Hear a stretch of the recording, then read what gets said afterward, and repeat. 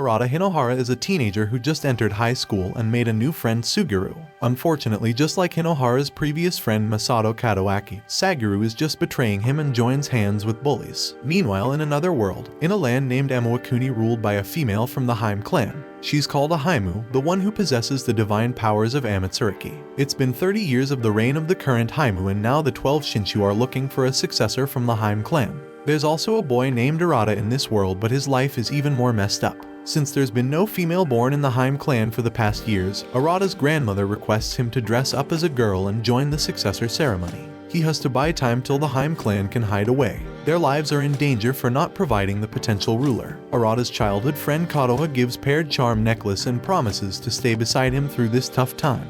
The next day, Arata enters the ceremony and meets the current Haimu. As soon as the ceremony begins, one of the Shinshu Kanagi attacks Haimu. The 12 Shinshu are ordered around and want to rule by themselves. Kanagi also proceeds to attack Arata, but he quickly runs away. The news of Haimu's murder is spread around the kingdom and Arata is accused of the crime. To save his life, Arata runs into the forbidden Kando forest. At the same time, Hinohara in the parallel universe wishes to disappear from his world. Suddenly, a mysterious spell causes them to exchange their worlds. Arata Hinohara finds himself stuck between the creepy forest and the kingdom knights who are aiming for his life. Hinohara rushes back into the forest where he finds Kadoha. She assumes that he has lost his memory and takes him back to their grandmother. Hinohara tells everything about him to the old lady and she seems to understand the situation. Suddenly, Kanagi breaks into their house and threatens Kadoha to speak up about Arata. While hiding in the basement, Hinohara is listening to everything and can't let that person get hurt who trusts him so much. He gets out but shields himself with the rusted sword he finds nearby. It's not an ordinary sword but a family treasure called Hayagami. Its divine powers can only be used by the chosen ones called Shu. Surprisingly, the sword awakes in the hands of Hinohara. Kanagi uses his own Hayagami to burst out a huge fire, but it is ineffective against the shield created around Hinohara. Kanagi subsides his attack, but the poor wooden house starts to disintegrate. Hinohara takes advantage of the situation and escapes with Kadoha and the grandmother. They hide in a cave. Kadoha still believes that Arata has just lost his memory. When she sees he doesn't have the charm necklace she gave him, she hands him over the second necklace of the pair as well. Kanagi finds them again and takes Hinohara into custody. On the way, the necklace pair helps the two Arata in talking to each other. The Arata in Japan decides to call the other Arata by his second name Hinohara to avoid confusion. He tells him that the real culprit behind the murder are the 12 Shinsho. Hinohara can feel the betrayal Haimu must have faced. He gets really angry at the fact that the one we trust the most betrays us in the worst way. Later in the court trial, he yells at the 12 Shinsho for being insensitive and disloyal. Kanagi puts all the blame on Hinohara and sends him to the prison called Gatoya. Meanwhile, Haimu can hear all of this. She had used her last bit of Amatsuruki to delay her death. She's in a coma-like state right now. The next morning, Hinohara is taken to Gatoya. Kadoha also insists on going with him. She also manages to bring Hinohara's bag and his Hayagami. Unfortunately, Hinohara is having trouble activating the sword. Suddenly, his necklace shines again and they get into another dimension. Here they get to talk to Haimu. Haimu thanks Hinohara for speaking for her in court. She has been controlling the powers of all the Hayagami swords with her Amatsuruki. If the sword users get the authority, they will bring calamity to the whole world. Haimu entrusts Hinohara for taking control of her Amatsuruki and stopping the destruction. For this purpose, he has to bring the Hayagami to Haimu before she dies. At first, Hinohara couldn't gather the courage to handle this huge task. But this is the first time someone has trusted him like this. He can't give up without trying his best. Before entering the prison, Kadoha suggests that Hinohara hide away his Hayagami within his body. On reaching Gatoya, they meet other prisoners over there. Everyone is barely surviving by running away from Judgment Time. It's an event in which two of the prisoners are sucked up by the surrounding tentacles. Hinohara and Kadoha survive the first attack, but the second one causes Kadoha to fall down to a lower level. Luckily, she is saved by two young boys named Kanate and Jinchai. Both kids belong to a group of bandits. Kadoha has the power of healing and uses it to heal the wounds of the two boys. Hinohara also saves Jinchai from the other prisoners, so they are even now. However, Kanate wants to kill Hinohara, so that may decrease his punishment. Suddenly, the Judgment Time comes again and sucks up Kanate. It proceeds towards Hinohara, but Jinchai sacrifices himself instead.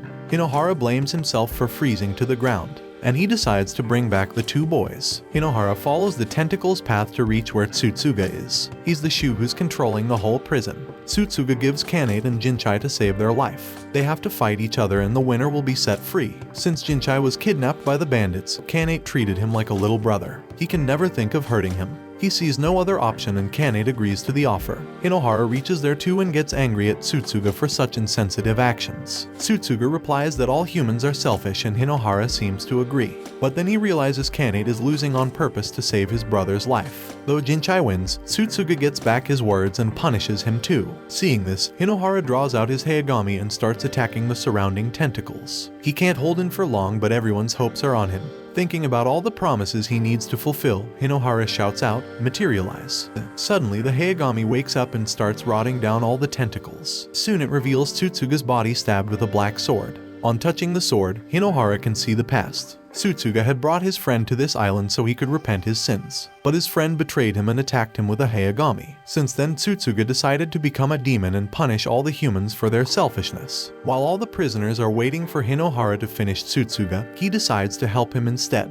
Hinohara pulls the demon sword and frees Tsutsuga from all the regrets and grudges. We can't undo the betrayal of our friends, but getting revenge won't do anything better. Seeing his purity and morality, Tsutsuga submits himself and his Hayagami of judgment to Hinohara. He uses the Hayagami and turns the island back to its original form. All the prisoners revive and are set free to start a new life. Kanagi is also reaching the island to check on Hinohara, but Tsutsuga's spirit warns him to stay away from Hinohara as he has the Hayagami of origins with the power to govern the world. Meanwhile, in the parallel universe, Hinohara's parents also think that their son has lost his memories and speaking nonsense. They just decide to play along till he recovers. Back in Amawakuni, Hinohara and Kadoha are traveling along with the two brothers towards the capital. They have to pass through Kanagi's territory as well. Beside the capital, there are 12 territories ruled by the 12 Shinshu. Luckily, while passing through the forest, they find Jinchai's mother. After the family reunion, Hinohara decides to continue his journey to the capital. Kanade refuses to go with Jinchai as he feels ashamed of being a bandit who attacked Jinchai village. Hinohara can't leave him behind alone, so he tags Kanade with him too.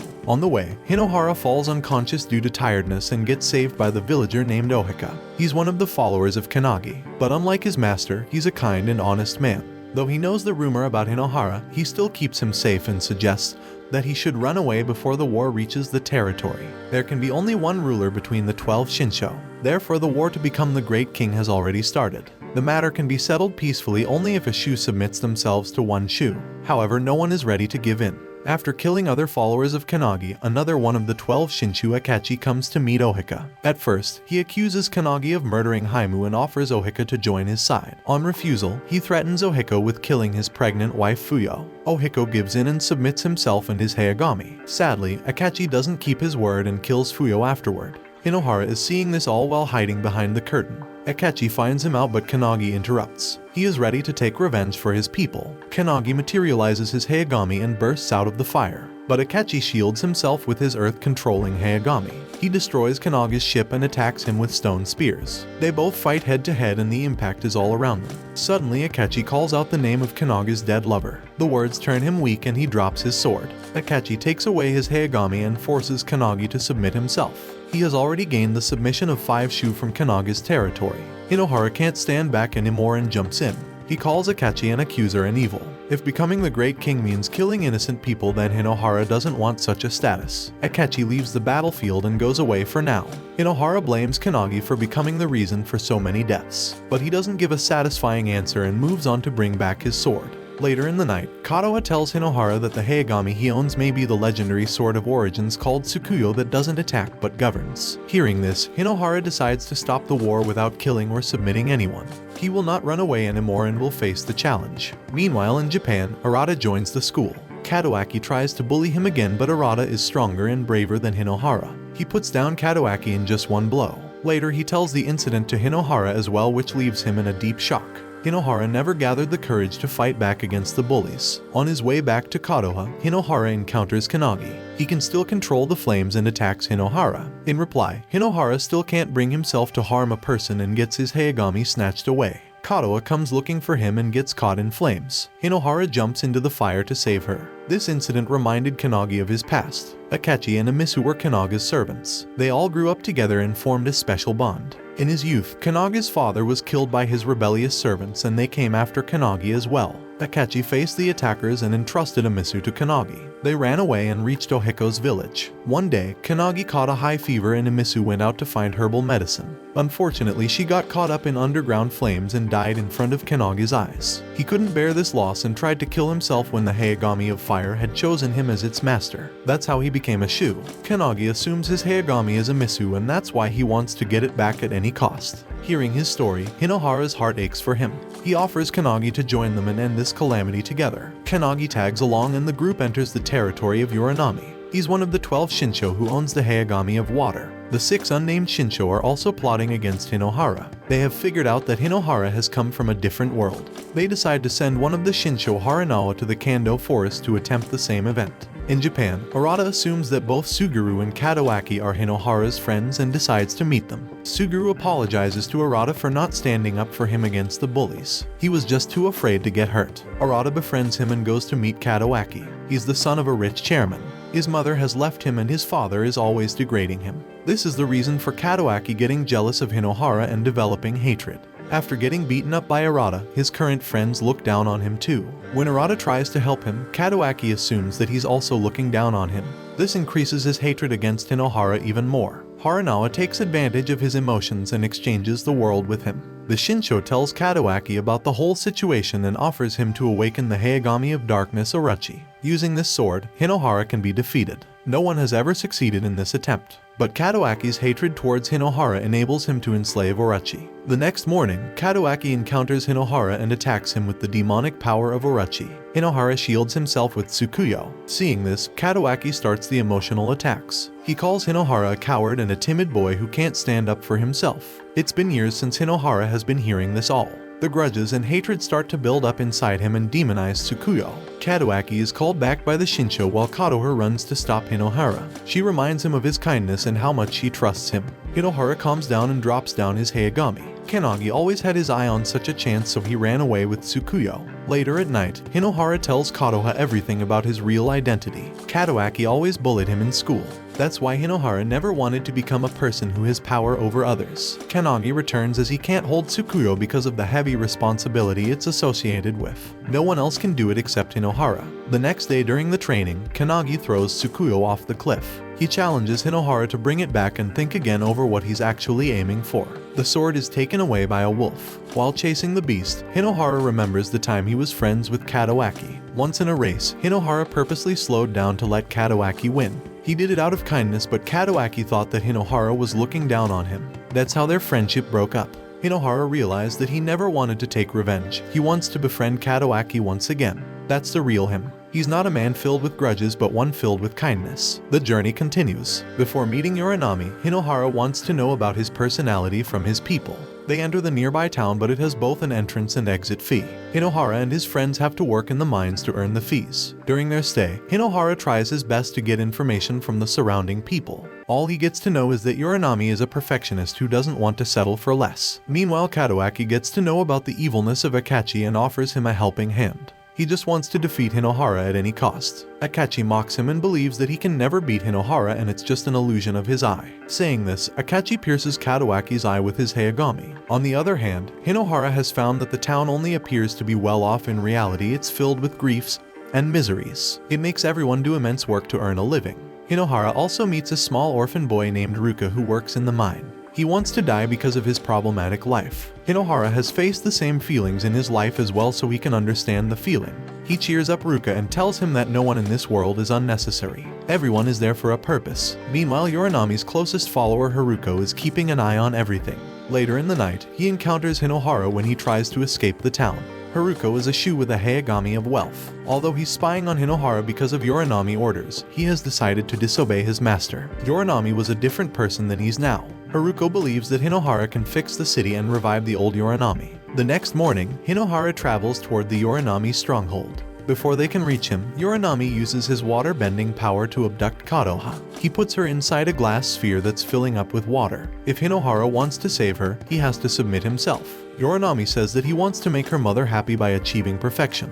He starts attacking Hinohara and keeps Kanagi away from the fight with ice spears. Haruko and other followers are rooting for Hinohara instead because they want their master to change himself. Yuranami gets angry at their foolishness and attacks Hinohara with a water dragon. This technique is called the time reversal, which closes Hinohara in a water bubble. Meanwhile, Kadoaki has gotten the eye of Akachi because of the resolute hatred he carries. He considers Akachi his role model and wishes to become strong like him. He had followed Hinohara to the territory. When Kadoaki interrupts the battle, Yuranami captures him in a bubble as well and takes both of them under the water. The spell causes Hinohara to age back and his memories are manipulated by Yuranami. He uses the illusion of his mother to convince Hinohara into submitting himself. Though he was weak in the past, Hinohara has grown stronger now and the spell doesn't work on him. He keeps hearing Kadoha's voice, which brings him back to the reality where he needs to save his loved one. He comes out of the water carrying Kadoha in his hands. Yuranami can't accept defeat and rushes toward his mother. She died long ago, but Yuranami created a water doll of her.